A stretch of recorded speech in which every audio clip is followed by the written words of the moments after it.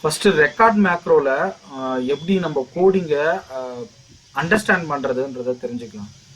சரியா? நான் first record macro உங்களுக்கு இந்த இடத்த சொல்லி கொடுத்துட்றேன். அதுக்கப்புறம் நீங்களே ட்ரை பண்ணி பாருங்க, எப்படி ஒர்க் பண்ணணும்னு ட்ரை பண்ணி பாருங்க. ஃபர்ஸ்ட் சாம்பிளுக்கு நம்ம என்ன பண்ணலாம்னா,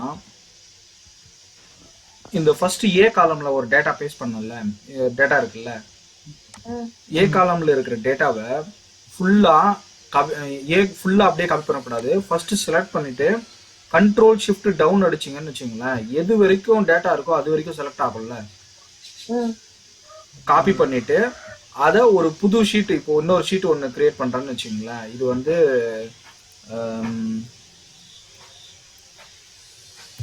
எம்ஐஎஸ் டேட்டான்னு சும்மா கொடுத்துக்கிறேன். இங்க வந்து ரா டேட்டான்னு கொடுத்துக்கிறேன். இந்த ரா டேட்டால இருக்கிற டேட்டாவை கண்ட்ரோல் ஷிஃப்ட் டவுன் கொடுத்து காப்பி பண்ணிட்டு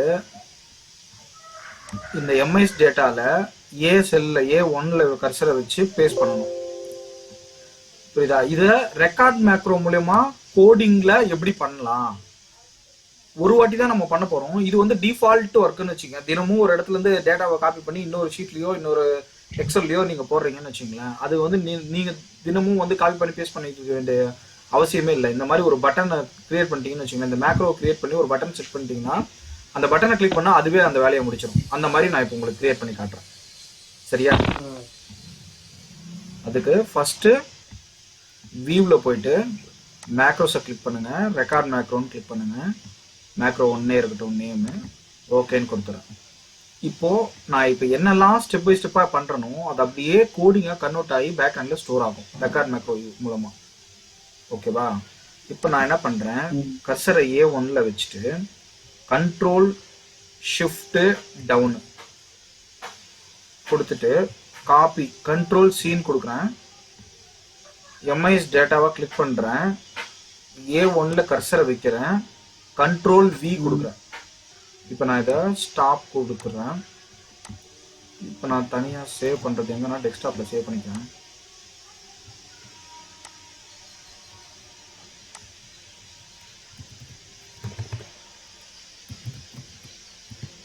ஒன்னு சொல்லி கொடுத்து சேவ் பண்ணிக்கிறேன்.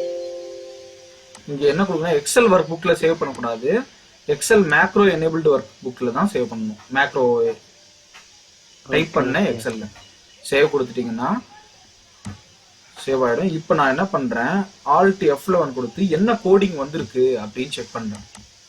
இங்க மாடியூல் 1ல போனீங்கன்னா இப்போ நம்ம பண்ணல ஒரு வேலை பண்ணோம்ல, நம்ம காப்பி பண்ணி பேஸ்ட் பண்ணுவோம். ஆமாமா. அந்த வேலை அப்படியே கோடிங்ல கன்வெர்ட் ஆகி நமக்கு ஒரு கோடிங்கா நமக்கு கிட்ட இருக்கும். இதை அண்டர்ஸ்டாண்ட் பண்ணணும். இதுக்கு என்ன மீனிங், ஒவ்வொன்றுத்துக்கும் என்னென்ன மீனிங்ன்றது உங்களுக்கு தெரியணும். சரியா? இப்ப நான் ஃபர்ஸ்ட் ஒன் பை ஒன்னா அப்படியே நான் உங்களுக்கு எக்ஸ்பிளைன் பண்றேன்.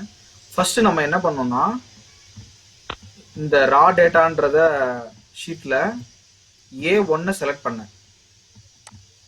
இங்க ரேஞ்ச் A1 டாட் செலக்ட்னு இருக்கு. இப்போ நம்ம ஆல்ரெடி கர்சர் எங்க இருக்குன்னா ரா டேட்டா ஷீட்ல இருக்கு. ரா டேட்டா ஷீட்ல இருந்து நம்ம மேக்ரோவை ரெக்கார்ட் பண்ணதுனால ஷீட் நேம் பிக் பண்ணல, ஷீட் நேம் நமக்கு தேவையில்லாம போயிருச்சு. ஆனா நீங்க ஒவ்வொரு வாட்டியும் நீங்க கொடுக்கும்போது, நீங்க மேனுவலா நீங்க அண்டர்ஸ்டாண்ட் பண்ணும்போது எப்படி பண்ணணும்னா, நீங்க அதோட ஷீட் நேமும் கொடுக்கணும். இங்க வந்து பாருங்களேன், ஷீட்ஸ் எம்ஐஎஸ் டேட்டான்னு இருக்கா, அதுதான் ஷீட் பேரு. இப்ப நான் என்ன பண்றேன், ஷீட்ஸ் அப்படியே நான் காப்பி பண்ணி இங்க போட்டு எம்ஐஎஸ் டேட்டாக்கு பதிலா இந்த ரா டேட்டாவை போடுறேன். ரா டேட்டாவை போட்டேன்னா டாட்னு இங்க முன்னாடி கொடுத்துட்டோம்னு வச்சுக்கோங்க. இப்ப நான் கர்சரை எம்ஐஎஸ் டேட்டால வச்சிருந்தாலும் ஃபர்ஸ்ட் ஸ்டெப் என்ன பண்ணும்னா, ரா டேட்டாவை அதுவே பிக் பண்ணும், போய் கிளிக் பண்ணிக்கும். இப்ப நான் ஒன் பை ஒன்னா உங்களுக்கு நான் ரன் பண்ணி காட்டுறேன் எப்படி இருக்குன்னு பாருங்க. நான் ஃபர்ஸ்ட் ஸ்டெப் என்ன பண்ணும்னா, ரா டேட்டான்ற ஷீட்டை செலக்ட் பண்ணும். அடுத்தது என்ன பண்ணும்னா, ரேஞ்ச் A1 டாட் செலக்ட்னு இருக்குல்ல, ரேஞ்ச் A1ல செலக்ட் பண்ணி வச்சுக்கோ.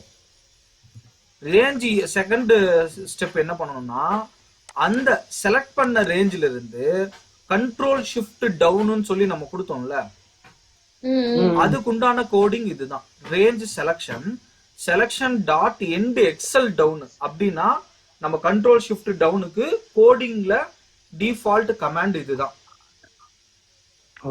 கண்ட்ரோல் ஷிஃப்ட் டவுன்னு கொடுத்தா இந்த மாதிரி வரும். இந்த கோடிங்கை வச்சு கண்ட்ரோல் ஷிஃப்ட் டவுன்னு கொடுத்து அதுவே செலக்ட் பண்ணிக்கும். இப்ப நான் செலக்ட் பண்றேன்னா இந்த மாதிரி செலக்ட் பண்ணிட்டு செலக்ஷன் டாட் காப்பினா இப்ப நான் செலக்ட் பண்ணதை காப்பி பண்ணிக்கும். காப்பி பண்ணிட்டு அடுத்து என்ன பண்ணணும்னா எம்ஐஎஸ் டேட்டா டாட் செலக்ட்னு இருக்கா, எம்ஐஎஸ் டேட்டால செலக்ட் பண்ணும். இந்த மாதிரி செலக்ட் பண்ணிட்டு அங்க ரேஞ்ச் A1 செலக்ட் பண்ணும். செலக்ட் பண்ணிட்டு ஆக்டிவ் ஷீட் டாட் பேஸ்ட்னா அந்த இடத்துல கர்சர் எங்க வச்சிருக்கீங்களோ அந்த இடத்துல நீங்க காப்பி பண்ண டேட்டாவை பேஸ்ட் பண்ணிடும். ஓகேவா, புரியுதா? இது தேவையில்லை. இப்ப இந்த கட் காப்பி பேஸ்ட் மோடுன்னு இருக்குல்ல, இது நமக்கு தேவையில்லை. இது எக்ஸ்ட்ராவா நம்ம ரெக்கார்ட் மேக்ரோ பண்ணும்போது அதோட மோட அது பிக் பண்ணி வச்சுக்கும், கோடிங்ல பிக் பண்ணி வச்சுக்கும். இது தேவையில்லை, அப்படியே வச்சுக்கலாம். இப்போ நான் என்ன பண்றேன், இந்த டேட்டாவை டெலிட் பண்ணிட்டு 1 by 1 ரன் பண்றேன். எம்ஐஎஸ் டேட்டால வச்சுக்கிறேன். இப்போ என்ன பண்ணணும்னா கோடிங் வந்து ரா டேட்டாவை செலக்ட் பண்ண வைக்கணும். 1 by 1 நான் ரன் பண்றேன். F8 கொடுக்கணும். F8 கொடுத்தோம்னா நம்ம ஸ்டெப் பை ஸ்டெப்பா ரன் பண்ணி பார்க்கலாம் மேக்ரோவை பொறுத்த வரைக்கும். Raw data range A1 dot select. இப்போ நான் என்ன பண்றேன்னா ஃபர்ஸ்ட் நம்ம இப்படி கொடுத்துலாம், ஷீட்ஸ் டாட் செலக்ட்னு கொடுக்குறேன். ஷீட்ஸ் ரா டேட்டா டாட் செலக்ட்னு கொடுக்குறேன். தனியா பிரிச்சு போட்டிருக்கேன். ஒரே இதுல போடாம ஃபர்ஸ்ட் செலக்ட் பண்ணு, அதுக்கப்புறம் ரேஞ்ச் A1 செலக்ட் பண்ணு அப்படின்ற மாதிரி கொடுத்துருக்கேன். இது புரியுது இல்ல உங்களுக்கு? F8 கொடுக்குறேன், செலக்ட் ஆயிருச்சா, ரா டேட்டாக்கு மூவ் ஆயிருச்சா. அடுத்து என்ன பண்றேன், A1க்கு மூவ் ஆயிருச்சா. அடுத்து காப்பி பண்ணணும், கண்ட்ரோல் ஷிஃப்ட் டவுன் கொடுக்கணும். அதுவே கண்ட்ரோல் ஷிஃப்ட் டவுன் கொடுத்து செலக்ட் பண்ணிச்சா. அடுத்து F8 கொடுத்தனா காப்பி பண்ணிக்கணும், காப்பி பண்ணிச்சா. இப்போ என்ன பண்ணணும்னா எம்ஐஎஸ் டேட்டாவை கிளிக் பண்ணணும், கிளிக் பண்ணிச்சா. இப்போ ரேஞ்ச் A1 செலக்ட் பண்ணணும், ரேஞ்ச் A1 செலக்ட் பண்ணிச்சா. இப்போ பேஸ்ட் பண்ணணும், பேஸ்ட் பண்ணிச்சா. புரிஞ்சா? நீங்க செய்ய வேண்டிய வேலையை அதுவே பண்ணிச்சா. இப்போ நான் என்ன பண்றேன், சேவ் கொடுக்குறேன். அதுக்கு ஒரு கமாண்ட் இருக்கு, ஆக்டிவ் ஒர்க்புக் டாட் சேவ். முடிஞ்சிச்சு. இப்படி கொடுத்தீங்கன்னா சேவ் ஆயிடும்.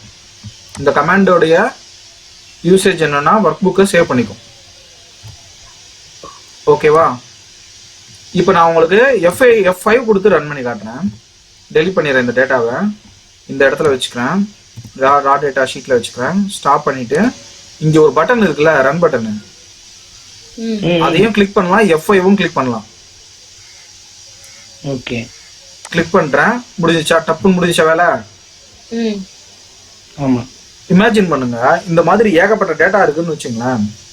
தனித்தனியா வச்சிருக்கீங்க. தனித்தனியானா A1 மட்டும் இல்ல, தனித்தனியா E1ல இருக்கிறத காப்பி பண்ணும், H1ல காப்பி பண்ணும், L1ல காப்பி பண்ணும், தனித்தனியா இருக்குன்னு வச்சுங்களேன்.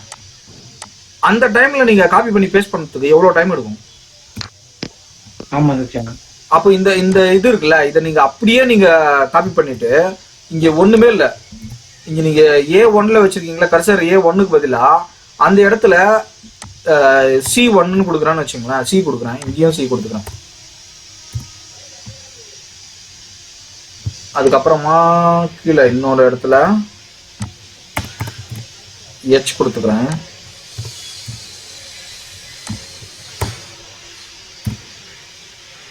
ஓகேவா? இப்போ நான் என்ன பண்றேன்னா இந்த டேட்டாவை காப்பி பண்ணிட்டு Cலையும் போடுறேன், Hலையும் போடுறேன். இப்போ ஒரே டைம்ல இது மூணுத்தையும் எடுத்துட்டு வந்து அதோட ரெக்கார்ட் இதுல நீங்களால காப்பி பண்ண முடியாதுல்ல. இப்ப கோடிங் மூலமா எப்படி நடக்குதுன்னு மட்டும் பாருங்க. எம்ஐஎஸ் டேட்டால காப்பி பண்ணிச்சா, திரும்பவும் செலக்ட் பண்ணிச்சா, திரும்பவும் அந்த C டிரைவ்ல இருக்கிறத காப்பி பண்ணி Cல போட்டுச்சா, அடுத்து H டேட்டால காப்பி பண்ணி Hல போட்டுச்சா. இங்க இருக்கிறத தனித்தனியா நீங்க காப்பி பண்ணி பேஸ்ட் பண்றத இதுல எவ்வளவு சிம்பிளா நம்மளால பண்ண முடியுது. அப்படி நீங்க மேனுவலா பண்ணா என்ன பண்ணணும், ஒவ்வொன்றையும் செலக்ட் பண்ணி கர்சரை வைக்கணும். இந்த மாதிரி ஏகப்பட்டது இருக்குன்னு வச்சுங்களேன். அப்போ நம்ம எது ஈஸியா இருக்கும், நமக்கு மேக்ரோ தான் ஈஸியா இருக்கும்.